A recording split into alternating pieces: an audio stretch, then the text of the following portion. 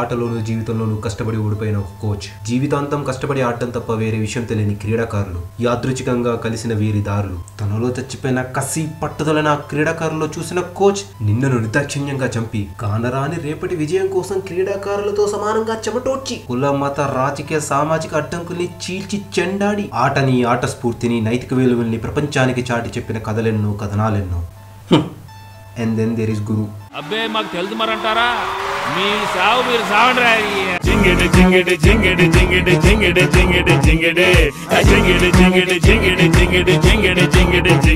తన వయసుకు తగ్గట్టుగా ఒక మంచి పాత్రని ఎంచుకున్న వెంకటేష్ కేర్ ఫ్రీ యాటిట్యూడ్ తో ఆరోగెంట్ కోచ్ గా క్యారెక్టర్ లో చాలా బాగా ఇన్వాల్వ్ అయిపోయారు. ఫస్ట్ హాఫ్ లో చాలా పవర్ఫుల్ గా కనిపించిన సెకండ్ హాఫ్ లో చెప్పాలనుకున్న పాయింట్ నుంచి డీవియేట్ అవ్వడం వల్ల నోటి దూలున్న కోచ్ కాస్త నోరు మూసుకొని పడి ఉండాల్సి వస్తుంది. సినిమాలో వెంకటేష్ కున్న నోటి దూలని కాసేపు అద్దెకు తీసుకొని మేము చెప్పాలనుకున్న విషయం ఏంటంటే, లాగులు వదిలేసి ఈ మధ్య ప్యాంటు కలవడబడుతున్న పెళ్లి మిత్రి పరమ సొంటలు వెంకటేష్ ఇచ్చిన పర్ఫార్మెన్స్ కి ఆత్రంతో ఆవేశపడిపోయి కెరియర్ బెస్ట్ పర్ఫార్మెన్స్ అని మహా ముత్తుకుంటున్నారమ్మా. బాబులు, వెంకటేష్ చేసిన సినిమాలు ఎన్ని, ఆ సినిమాలో మీరు చూసింది ఎన్ని? కొంచెం ఎమోషన్ కనిపించగానే అరాచకం అరవడమేనా?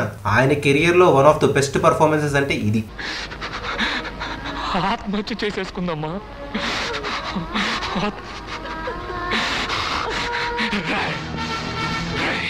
దీనంతటిగా కారణం నువ్వేరా. నిన్ను చంపేసేవాడిని. I kill you mister Mahendra. మేము వెళ్ళిపోతున్నాం. ఈ క్షణం నుంచి నువ్వు నాకు చచ్చిపోయావు. వన్ ఆఫ్ ద బెస్ట్ అని ఎందుకు అన్నావంటే ఇలాంటి ఇంకా చాలా ఉన్నాయి కాబట్టి. ఎమోషన్స్ తట్టుకోలేకపోతే ఖర్చు పట్టుకుని ఏడవండ్రా అయ్యా. కనిపించిన ప్రతి సీన్ ని కెరీర్ బెస్ట్ అని పాపులారిటీ కోసం పాకులాడడం కాదు. వెంకటేష్ కి ధీటుగా టెరిఫిక్ పర్ఫార్మెన్స్ ఇచ్చారు రితికా సింగ్. బాక్సింగ్ నేర్చుకుంటూ తను తీసుకున్న ట్రైనింగ్ ఫుటేజ్ గానీ, సందర్భం వచ్చినప్పుడు క్యారెక్టర్ లో చూపించాల్సిన వేరియేషన్స్ గానీ ఈ సినిమా కోసం తను పెట్టిన ఎఫర్ట్స్ ని కళ్ళకు కట్టినట్టుగా చూపిస్తాయి. ఒక స్పోర్ట్స్ మూవీలో ఇంత పర్ఫెక్ట్ గా ఫిట్ అయిన కోచ్ ఇంకా ప్లేయర్ దొరకడం ప్రేక్షకులుగా మన అదృష్టం.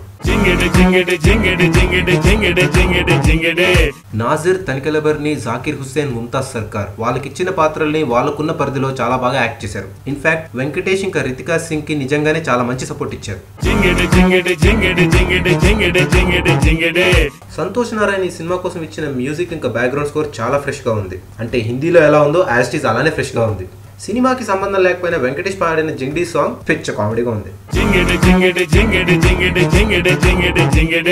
ఈ సినిమాలో ఉన్న వీకెస్ట్ లింక్స్ సినిమా స్టోరీ ఇంకా డైరెక్షన్. స్పోర్ట్స్ డ్రామాగా ఒక మంచి ఆలోచనతో మొదలైన గురు ఫస్ట్ హాఫ్ ఎండ్ అయ్యేలోపు ఈ సినిమా ఒక లవ్ స్టోరీ అని జనాలకి షాక్ ఇచ్చి, చిచి ఇది లవ్ స్టోరీ ఏంటి అని సెకండ్ హాఫ్ లో ధైర్యంగా కూర్చున్న ప్రేక్షకులకి how dare you expect so much from this movie అని ఈడ్చి చెంపదెబ్బ కొట్టి సో కాల్డ్ పొలిటికల్ ఇష్యూస్ ని ఏమాత్రం అడ్రస్ చేయకుండా 50 ఏళ్ల ముసలాడికి 20 ఏళ్ల క్రీడాకారునికి మధ్య జుగుప్సాకరమైన ప్రేమాయణంగా మిగిలింది గురు. ఈ సినిమాని డైరెక్ట్ చేసిన సుధా కొంగారా తనకిచ్చిన గోల్డెన్ ఆపర్చునిటీని విచ్చలవిడిగా ఎక్స్ప్లాయిట్ చేస్తూ ఉమెన్ బాక్సర్స్ ని గొప్పగా చూపిద్దాం అనే ముసుగులో ఆపర్చునిటీ కోసం వాళ్ళెంత దారుణానికైనా ఒడిగడతారని చెప్పకనే చెప్పి వెంకటేష్ లాంటి ఆరోగెంట్ కోచ్ తప్ప మిగతా కోచ్లందరూ సెక్షువల్ పర్వర్ట్స్ లాగా పిక్చరైజ్ చేసి యావరేజ్ స్టోరీని బిలో యావరేజ్ స్క్రీన్ ప్లేతో 5 పాటలు 4 ఫైట్లు 3 డైలాగులు 2 హీరోయిన్లు ఒక్క హీరోతో విసిగిపోయిన మీ మొహాలకి ఇదే చాలా ఎక్కువ అని గురువు సినిమాని చాలా బాగా ప్రెజెంట్ చేశారు. ఈ సినిమాలో నటించిన ప్రతి ఆర్టిస్ట్ ఈ సినిమాకి చాలా మంచి పాజిటివ్ పాయింట్. వెంకటేష్ క్యారెక్టర్, ఆయన చెప్పిన డైలాగ్స్ చాలా బాగున్నాయి. ఒక అప్కమింగ్ బాక్సర్ రోల్ లో రితికా సింగ్ పెట్టిన ఎఫర్ట్స్ సూపర్.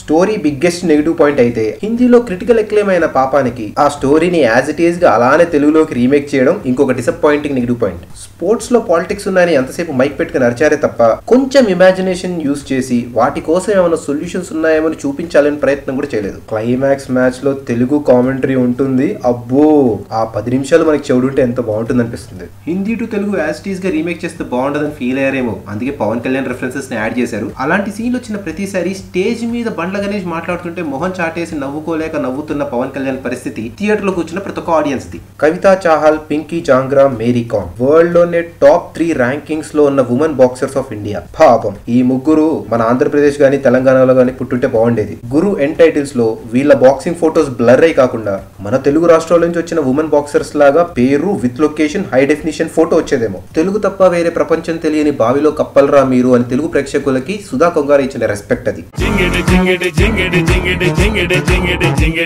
వెంకీ ఇంకా రితికా సింగ్ ఇచ్చిన మంచి పర్ఫార్మెన్సెస్ తో ఆల్మోస్ట్ ఒక స్పోర్ట్స్ మూవీగా మన ముందుకు వచ్చిన గురు మూవీకి మేమిస్తున్న సినిమా పిక్చర్ పర్సెంటేజ్ 50%.